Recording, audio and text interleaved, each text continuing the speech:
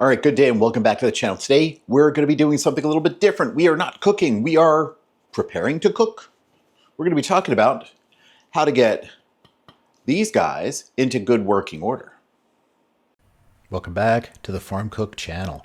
This is the place where you get to eat well, have fun, and hopefully learn lots, especially about low carb and keto cooking. So now, let's get ready and make some dinner. All right, so today's topic is a little bit different than the general cooking stuff that I've been doing, and that's because I guess partly because I'm starting down a journey of figuring things out with regards to how to get these guys into good working order, and it's a journey for me that's been going on for quite a while, and I thought this might be a good opportunity to share with folks on the channel that may be in a similar position, ways of dealing with how to make sure that you're able to prep the things and cook the things that you want to make as quickly, easily, efficiently as possible. And that involves making sure your knives are actually pretty sharp. Now, there are a couple of big and by the way, I am not an expert when it comes to knife sharpening. I am somebody that struggled over decades, really, in trying to make sure I had a process in place to be able to get knives as sharp as possible for the uses that I had, and I just have some experience with it. It's not only me cooking here at home, but me as part of being a scout leader for many years. Being a scout leader means thinking about, okay, what are the scouts using, and do they have the appropriate tools, and how do we maintain those? But it's also the adults. The adults are going on the outings, and for those that aren't familiar with Boy Scouts, the model is the boys are doing their own thing. So they have all their own equipment. The adults are doing their thing, and they're supporting the scouts that are the leaders when it comes to things like cooking, or at least for the troop philosophy, the troop that I was part of. The troop philosophy was, we're going to take care of the senior patrol leader and the assistant senior patrol leader on outings by cooking for them, because we know they're so busy taking care of the boys that are on the outing and making sure they're accomplishing their goals, etc. So partly that's thinking about what are the tools that they have. Part of that is thinking about, okay, how do we make sure that those tools are in good working order?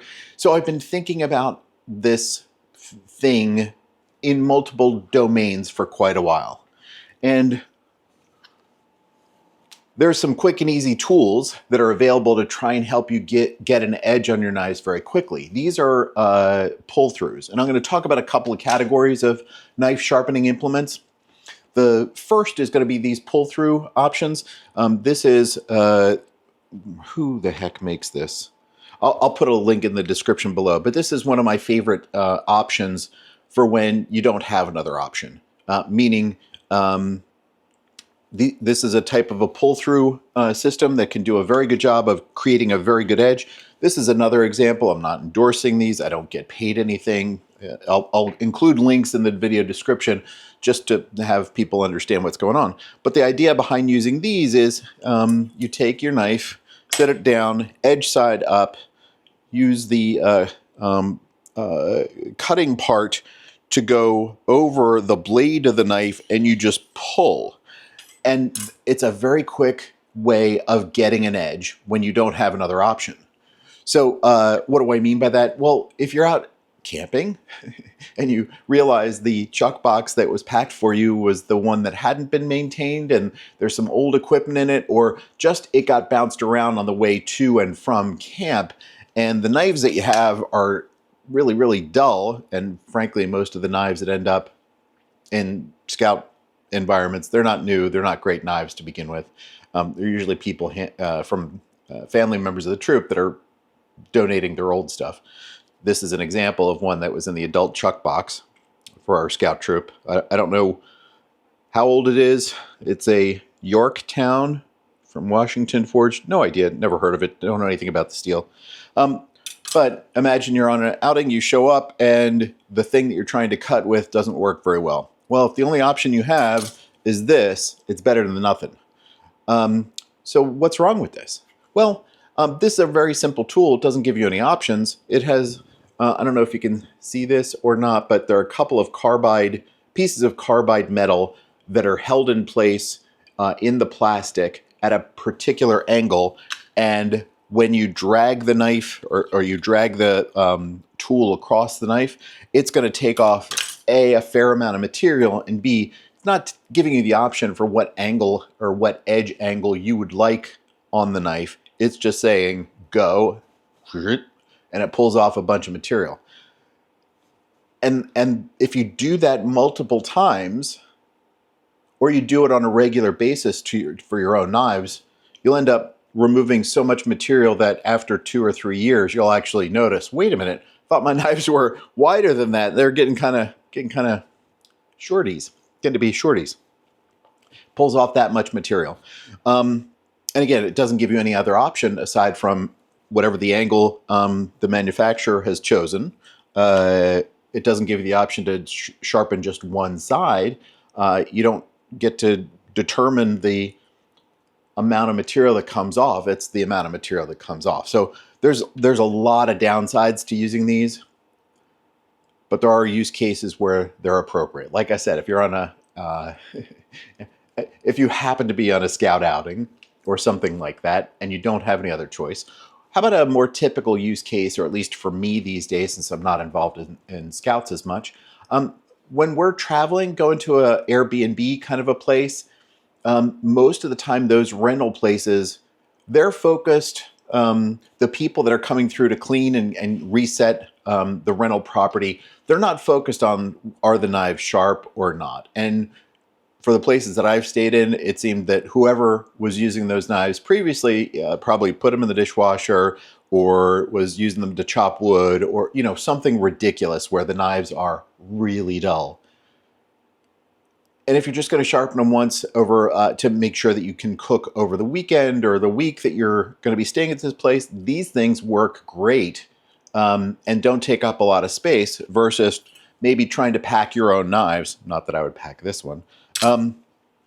It's just not very practical to pack your knives for most instances. This is a lot more practical. In fact, I keep one of these in the trunk of my car in case we happen to be traveling to an Airbnb or VRBO or some other rental property where knife quality and knife sharpness may not be a top priority. This is a quick and easy way of making that happen. But there are limitations. Okay, so aside from the pull-throughs, and like I mentioned, there are a couple of different kinds.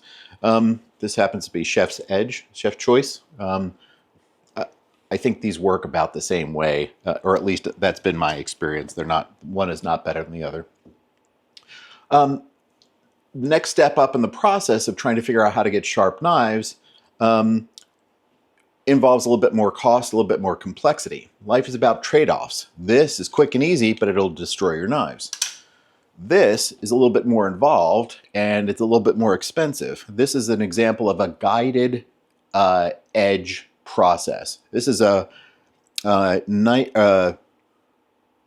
Edge Pro is the company that makes it. It's the model called the Apex. And what it is a little table that's suction cupped to the countertop right now. And this is a stone that is used in the process of sharpening knives. And what you do is you take your knife, set it on the table, and you use your stone to go back and forth using this guided process. And what it does is the stone will actually abrade away a very small part of the edge of the knife, but at the specific angle that you set. Depending upon where it is that you position this arm, that determines the angle that the stone will be grinding the edge at. And this is a terrific sharpening system. You can get some very, very fine edges on your blades. The downside of this is there is a little bit of a learning curve to it, but the biggest downside, it's kind of expensive. You're going to spend a couple $100 on this kind of a system.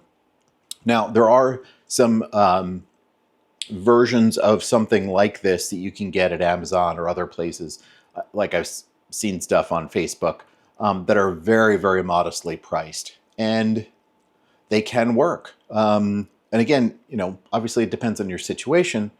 What I will say is those very inexpensive versions of something like this probably have some limitations. And before you buy something, before you go down this path and just jump in with both feet, you may want to check how well does the knife stay put in whatever sort of system they have. Is it a clamp system or is it a table system like this? Because if the knife moves while you're using the stone, that's going to change the angle that the stone is able to grind the knife at. And if you're changing the angle on a regular basis because the knife doesn't sit exactly still while you're doing the grinding, you're going to get uneven edges and it won't be as sharp as what you possibly could get. Now, is that good enough? Well, it sort of depends on what you're doing and what's tolerable and acceptable for you. Can it cut a tomato just by, you know, dragging the knife across it? I don't know. Is that really necessary? Probably not. The idea is really to just create something that will work for you. And if, you know, an inexpensive version of this works for you, great. If you need something that's a little bit more consistent, this is a guided system that works very, very well. There's also a guided system from WorkSharp that is very well reviewed. I don't have that. I can't really comment on that. But I know for certain this works very well. Comes with a variety of different stones, of different grits, just like if you were, you know, doing some woodworking and you start off with something that's relatively coarse, take off a lot of material, move to a finer grit size that takes off less material, but it's more finishing, and eventually you finish off with something that is very, very fine for the actual finished product. Same concept, just with different types of stones. There's a lot of different things you can do. One of the things you can do with this kind of a system, if you want to, if your goal is to get mirror finish on your edges, if you're one of those folks that's really particular about the way that your knives look, this kind of a system can get you to that mirror finish, not just sharp, but it can look beautiful. So that's a guided system. A guided system that's manual. This is an example of a guided system that's powered. So we've got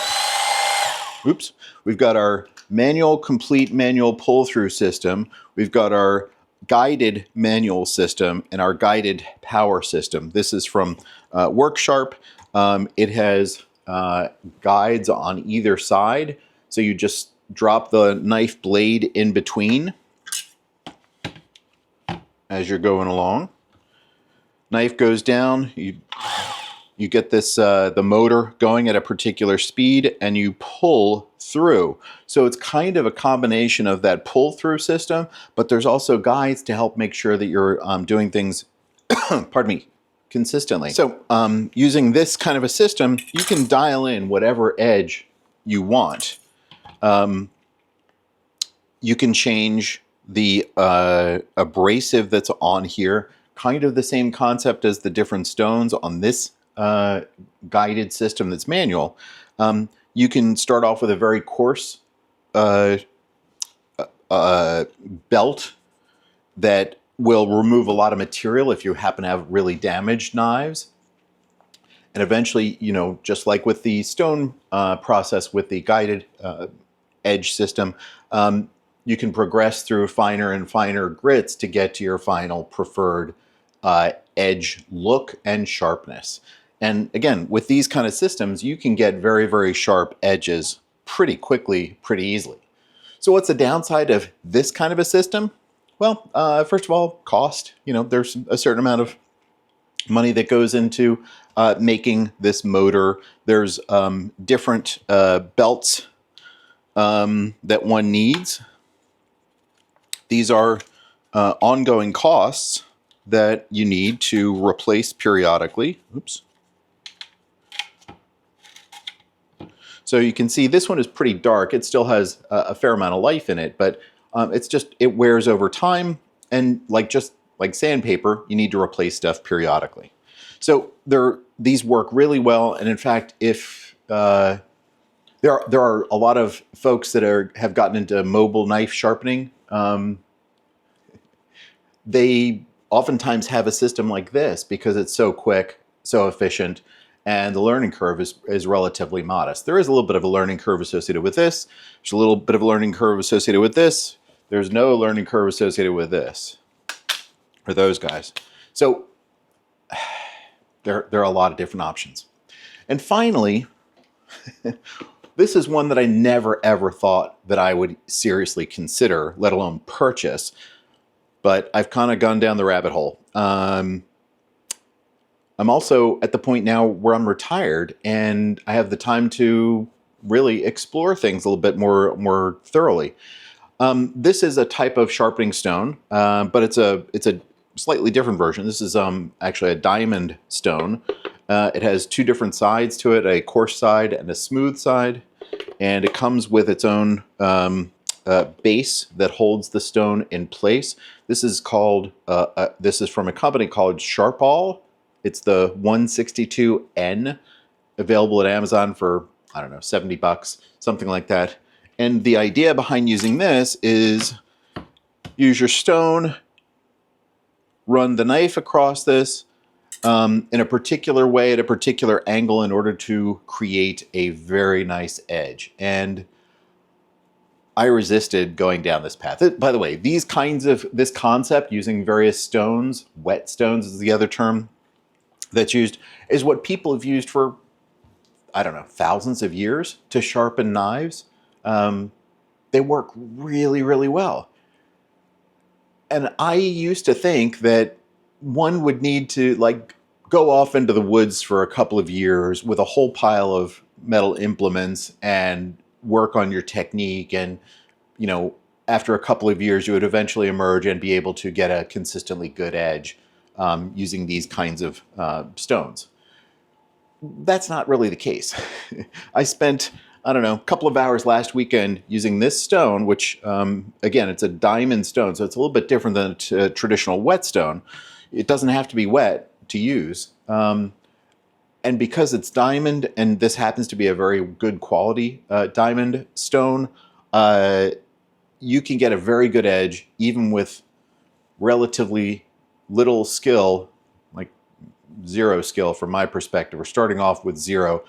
Just one weekend of going through 15 different knives that were part of the adult Chuck Box's knife collection. I was able to get a very good edge on all of those knives.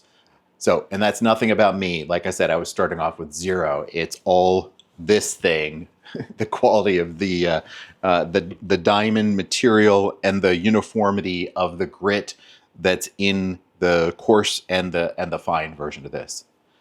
So there's lots of different ways of getting to the same goal. There's a couple of examples that I've shown here. What I typically am doing now is using this powered guided system to rapidly get knives into tip-top shape. But that's, you know, I use all of these depending upon the time that I have and the situation. Like I said, I'll even use the pull-through guys if it's a situation where they're not my knives and there's no other option and I'm trying to get some stuff done and it's hard to cut stuff when it's super dull. So all these things have their place. I don't know what you guys are doing. Why don't you let me know what it is that you're doing, how you're maintaining your knives and making sure that they're in really, really good shape so that you can accomplish the cooking that you want to accomplish. But hopefully this is something that's a little bit helpful for people that are just starting off and wondering, wait, how do I do this? Do I have to send my knives off to somebody else to get sharpened? Absolutely, you can. You don't have to. There are lots of different tools and lots of different options that are available. So let me know what you think. Thanks.